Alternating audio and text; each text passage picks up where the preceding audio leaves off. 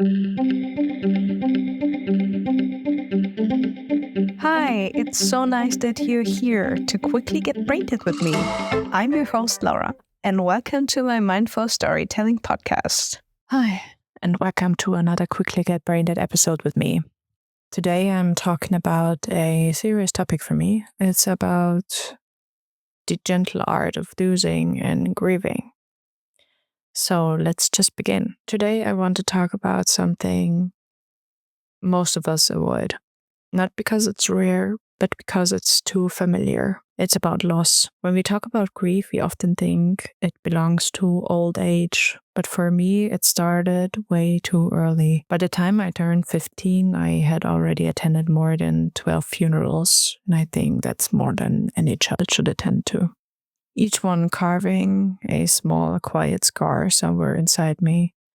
So I learned much too young that death doesn't knock politely. It just stands there unbothered, unapologetic, inevitable. And I guess growing up like that, I didn't really learn how to heal.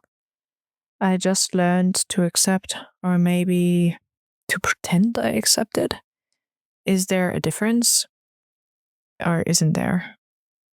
Between acceptance that grows from peace and the kind that grows from exhaustion, mine was definitely the second one. I thought healing meant not crying anymore. Swallowing the pain was a faster way to move on. And frankly, it still is, at least for me. It used to happen so often that I completely lost track of how long it would take actually to lick my wounds. I honestly don't know, not even today. How many days would you take off from work, for example? Is there even a time measurement for that? How many days are absolutely necessary, for example, without losing yourself? Some people say it's 1 or 2. Some people need a week. And some people need years to get back to a normal all-day life. It always depends who dies or who goes away. I thought I had to move on, that pain had an expiration date, and moving on as soon as you can will give you your life back. Until another bad thing happens, or until one day maybe it happens to yourself. So I packed my grief away very neatly, like in a box in the attic of my mind. And I told myself, I am fine. I thought I was fine until one day I wasn't. But first, I want to share a nice story. So it was 10 years ago when a friend of mine lost her grandfather. She told us about the funeral, and as usual, I was expecting the normal scene. Silence, black clothes, tissues, the sound of repressed breathing, tears everywhere you look. But that day was different. She and her family showed up in colors. They played his favorite songs. They painted his coffin with bright shapes and maybe told even little jokes that he used to tell. There were tears, yes, but there was also laughter. They danced, they hugged, they remembered him not by how he died, but how he lived. And something in me cracked open. For the first time, I saw grief not as an enemy to defeat, but as a language. In Mexico, for example, they celebrate Dia de los Muertos, the Day of the Dead, with music, food, and bright altars, honoring those who've passed with joy instead of silence. In many Polynesian cultures, mourning is a collective ritual of a song and storytelling that can last for days, a way of carrying the person's spirit together so no one bears the weight alone. And in parts of Ghana, funerals are full of music and dancing, a celebration of the transition into another realm. Those traditions taught me something. Grief can hold both pain and joy. And here's the strange part. A few months later, after Christmas last year, a friend gave me a book, a late Christmas present if you want to, in the middle of this summer.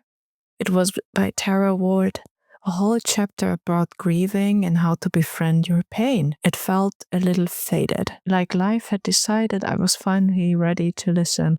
Or maybe the universe thought it is time to listen.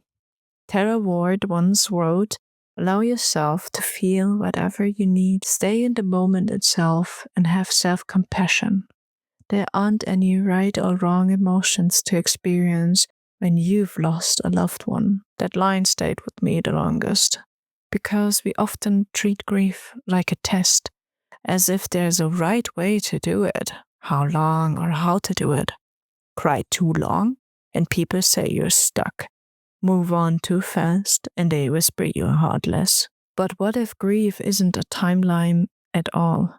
What if it's a rhythm, sometimes slow, sometimes crashing, that keeps changing shape, just like waves, do they? This year I lost someone again. A friend, one of my best ones. We grew up together, and then one day he was gone.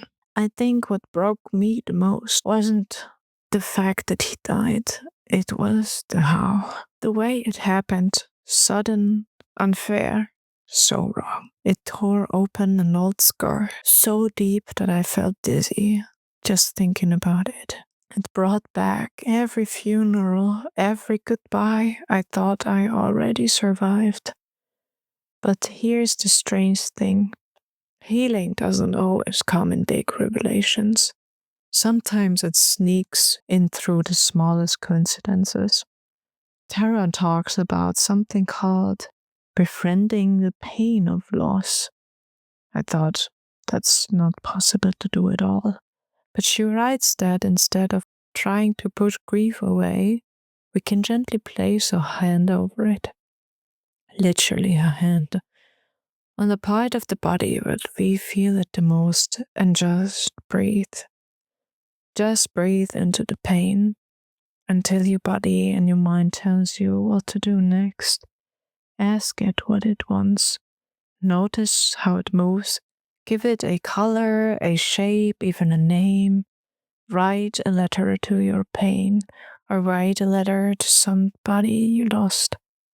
Maybe it sounds strange, right, at first, but when I tried it, something shifted. And first, maybe it feels weird and unknown, but take your time for yourself alone. Make sure that you are undisturbed, that you're in a very safe and very cozy environment, and then try to deal with it. My pain never stopped, but one day I hope it will stop feeling like an enemy, and it will start feeling like a memory that still wanted to be loved, because it is a part of me now. Because maybe that's what grief is. Love that has nowhere left to go. And maybe that's okay. Maybe it will be one day. Maybe we're not supposed to get rid of grief. Maybe we're supposed to learn to live with it and learn from it. To make space for it besides joy, besides laughter, besides every day, every moment. Tara Ward also says, we never stop missing those we have lost and we have loved. Accepting this as part of our healing. That sentence also hit me, because I realized I don't want to stop missing them. Missing means they mattered, and missing means they are not here anymore. Missing also means I was lucky enough to love and to know them. I am now the person who can tell the story about them. So grief changes shape. It's heavier some days, softer on others. But what always helps me is remembering what Tara calls seizing the moments of joy. That it's okay to laugh after loss. It's okay to feel light, even if it's just for a second. You don't need to feel guilty for smiling when the world says you should be mourning. Joy isn't betrayal. Joy is a survival. And kindness to yourself becomes your medicine, not the fancy kind, but the simple rituals that keep you soft. A blanket, a long walk, a deep talk, a slow song, a nap in the middle of the day. Those small things are not selfish. They are how you stitch yourself back together. I've also learned that talking, really talking, can save you. Sharing stories of loss connects us in the most human way possible. It reminds us we are not alone on this strange, unpredictable road called healing. Every time I talk about loss, even now, I feel that same ache, but it's gentler. Because I know it's not just mine. There is a quiet solidarity in pain. It's the moment when someone says, I know, or I understand, and you believe them. So maybe healing isn't about closure. Maybe it's about creating space for the ache, for the laughter, for the love that still lingers. And maybe one day there still will be a door that you can close. And when we learn to sit with it, not fix it, but not rush it, something maybe miraculous will happen. Maybe we will start to breathe again. Maybe that very familiar hand on the chest will go away and the heart won't ache anymore. Just like mine, just like my pain will be gone, maybe yours will be too. But because we finally stopped holding our breath and we let it all out and then let it in again. So if you're listening to this right now and you've lost someone, whether recently or years ago, this is your gentle reminder. You're not broken because you still miss them. You're human because you do it. And maybe the art of grieving isn't about saying goodbye. It's about saying thank you. Thank you that you have existed.